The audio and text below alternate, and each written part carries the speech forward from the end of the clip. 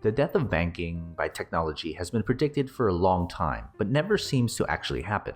Many people in finance and banking like to point to this fact to show that banks will actually be around forever and the dangers are overblown.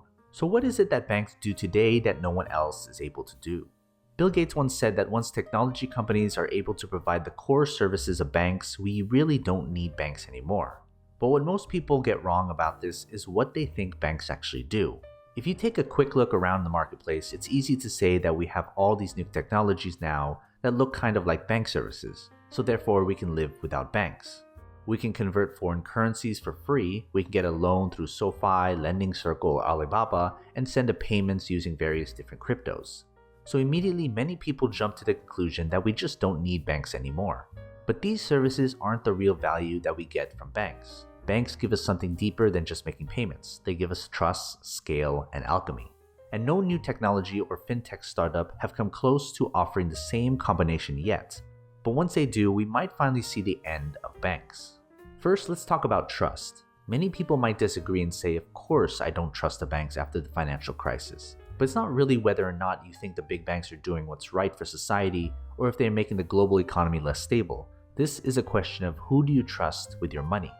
And the simple truth is that regulated banks are insured up to a certain amount in most countries, giving you full confidence that the money you put into a bank is going to come back to you no matter what happens. This is simply not something that a fintech company can offer unless they apply for a banking license, and thus they become a bank. This also applies to crypto. If your bank gets hacked into and they lose millions of dollars, your account is still insured even if the bank takes such heavy losses that they are forced to close their doors.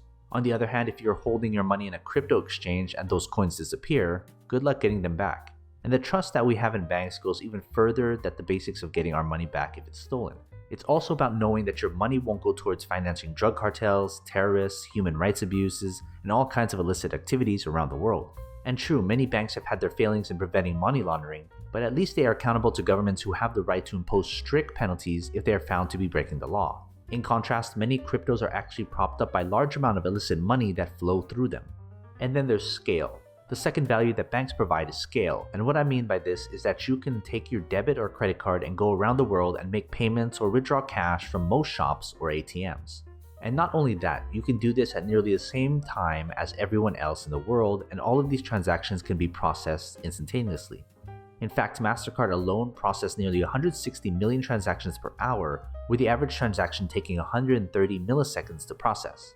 Now, this type of scale is something that can be replicated, as you can see companies like WeChat and Alibaba in China that have over 100 million customers and are processing massive amounts of transactions at scale.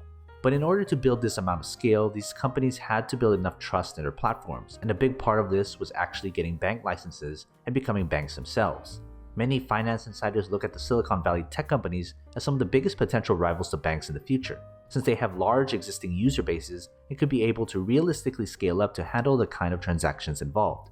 But the last few years have not been kind to the reputation of Facebook, Google, and others, and it is questionable whether a big tech company can really earn enough trust to take on any meaningful amount of banking services in addition to the service that they already perform. And when you look at blockchain and crypto solutions, this has always been a key sticking point. Will it ever be possible to match MasterCard's 160 million transactions per hour? No doubt there are good efforts, with one technology claiming 1 million transactions per minute. But reaching this level while maintaining 100% reliability is still a major challenge for blockchain solutions. And then there's alchemy. The last of these is probably the hardest to replicate and the least obvious. This is what former Bank of England Governor Mervyn King dubbed alchemy, essentially creating money from thin air. Banks are able to do this with what is technically referred to as fractional banking. Here's how it looks like.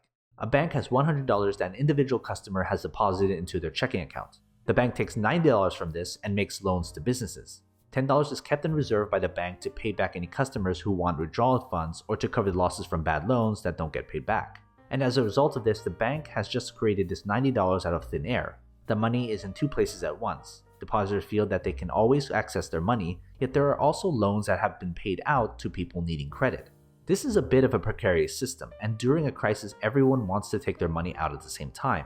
When everyone wants their $100 of deposit all at once, when the bank only has $10 to pay out, this is a bank run. There have been efforts by regulators to make the system more stable by increasing the amount of reserves banks are required by law to hold, say from $10 up to $15, but this is a different topic for another day.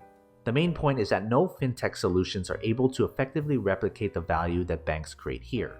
People could argue that this is a house of cards and that the system should be changed. Maybe. But if all of the money that banks have created was taken out of the economy now, we would not have the credit required to keep businesses going and many would be forced to close. And this is one of the main drawbacks to all of the new technical solutions that are out there today. If you enter into an Ethereum smart contract, you lose your money in the meantime and cannot access it. Your Ether is essentially locked into that smart contract and cannot be used for something else. If you loan money to someone in a peer-to-peer lending platform like Lending Circle, you can only access that money when the loan is repaid or if someone else agrees to buy that loan from you. And that's not easy to do in a crisis when loans are not being paid back. But if you deposit your money in a bank, they can loan it out and you can still have access to all of your money. That's alchemy, and like it or not, the current economy is built on it. And any solution will have to compete with that. Fintech has already solved the easy problems that are out there with banking. Everyone knows that banks are not user-friendly and that fintechs can create better front-end experiences. That's not bad. But banks have the trust of customers to hand over their money. They have the scale to execute transactions around the world with no downtime. And they are able to create money from thin air to keep the global economy running. So what are your thoughts? Do you like banks? Comment below. And as always, take care of your money.